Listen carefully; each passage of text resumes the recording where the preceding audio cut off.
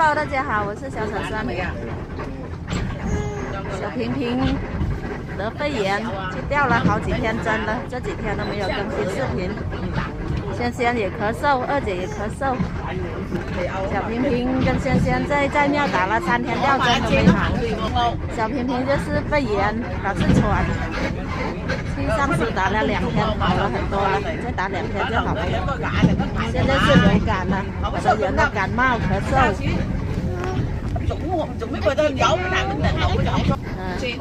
伯母和二姐在那里，二姐坐里面看不见。头发有点乱咯，二姐呀，风吹的有点乱咯。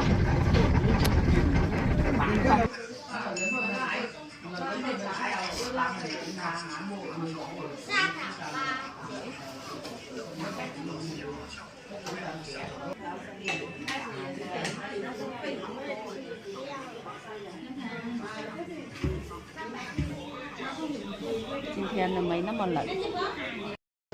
哟，5 thìa rồi đó nè. Trong miệng nó nằm. Này ơ, 5 thìa bên tả của bé hả bạn chị à? Mấy hậu cam đây. Cam. Cái hậu cam nè. Thấy mông cham không? Thấy cham không? Thấy cam.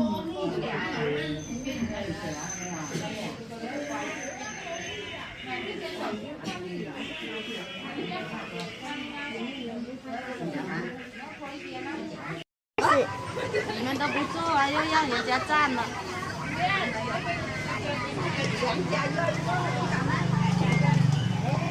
怎么肿了？肿了，刚打就肿了。今天打看不到血管了。ngắm mại, nó xin ngắm mại nằm theo á.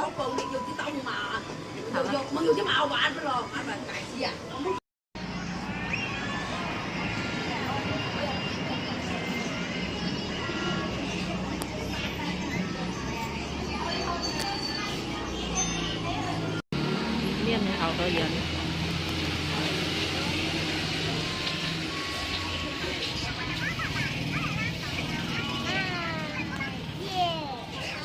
不要碰到那个打针的手，不要弄。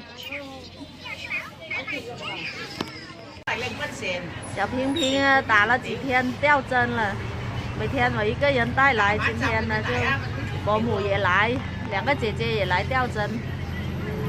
小平平在我们镇医院那里吊了3天没好，又来这里吊，现在也来这里吊了第3天了。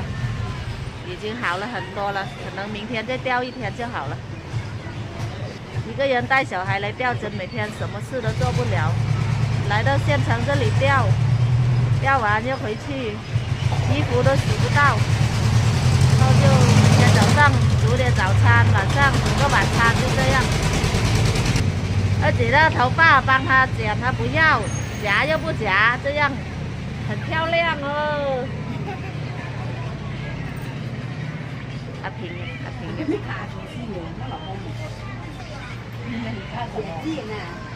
这次流感小平平啊，好严重啊！